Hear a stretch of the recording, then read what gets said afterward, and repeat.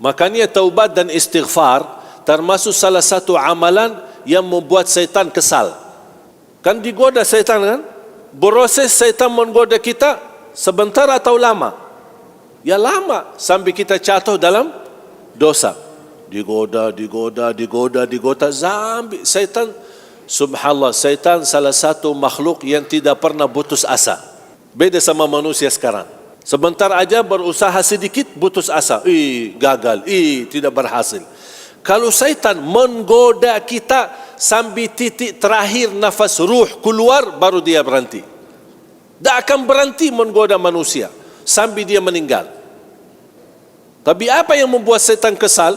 Habis dia sudah berkali-kali berupaya, bertahun-tahun membuat kita jatuh dalam dosa, dia merasa diri bangga dan senang karena berhasil menggoda manusia. Tapi begitu manusia sadar dan ingat Allah, malu, beristighfar dan taubat, kata Allah, aku ampuni semua dosamu. Kata syaitan, capek deh.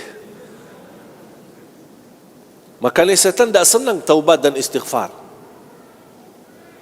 Dan itulah karunia Allah subhanahu wa ta'ala. Sebagaimana Allah berfirman di hadis Qudsi, Ya ibna Adam, law balaghat dhunubuka anana as-sama, thumma astaghfartani laghafartu laka ala ma kana minka wala ubali. Hei anak Adam, kalau dosa-dosamu sampai lapisan langit,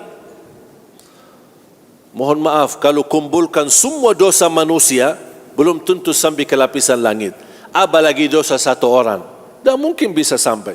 Tapi kata Allah, seandainya dosa seorang di antara kalian sampai ke lapisan langit, kemudian kamu beristighfar, taubat, memohon ampun kepada aku ampuni semuanya, dan aku tidak peduli berapa banyak dosamu.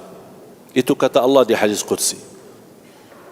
Betapa luas dan besar karunia ampunan Allah subhanahu wa ta'ala. Oleh kerana itu, menurut saya, orang yang tidak mohon ampun kepada Allah, dia sombong. Dosa, istighfar. Mohon maaf, ada yang suka bertanya, gimana kalau dosa lagi? Ya istighfar lagi. Terus ulangi lagi dosa, ulangi lagi istighfar. Dosa lagi, istighfar lagi. Selama anda tidak bosan beristighfar, Allah tidak bosan mengampuni dosamu. Wajar kita manusia mohon maaf dosa, besok dosa, lusa dosa, dosa lagi, dan tidak akan berhenti. Jangan anda berfikir ada satu saat nanti insya-Allah saya akan jadi hamba yang tidak berdosa. Jangan harap. Itu malaikah, makhluk yang Allah ciptakan tidak boleh berdosa. Siapa? Malaikat. Kita harus berdosa.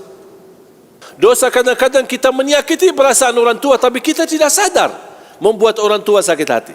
Itu dosa, walaupun kita tidak sadar. Tertulis di buku amal kita dosa. Tapi kita istighfar, terus beristighfar, Allah ampuni dosa-dosa yang kita ingat maupun dosa-dosa yang kita lupakan. Makanya jangan berhenti beristighfar. Istighfar bukan hanya untuk dosa dan maksiat. Dalam ibadah pun kita tutupi dengan istighfar. Buat apa? Seandainya ada kekurangan dalam ibadah kami, ikhlas kami, khusyuk kami, ya Allah ampunilah. Makanya habis kita salat, bilang apa? Astaghfirullah. Ada orang bilang, kok istighfar? Memang kamu lagi dosa ya? Istighfar bukan untuk dosa saja. Ibadah pun butuh istighfar. Karena kita semua, tidak ada yang bisa sempurna ibadah.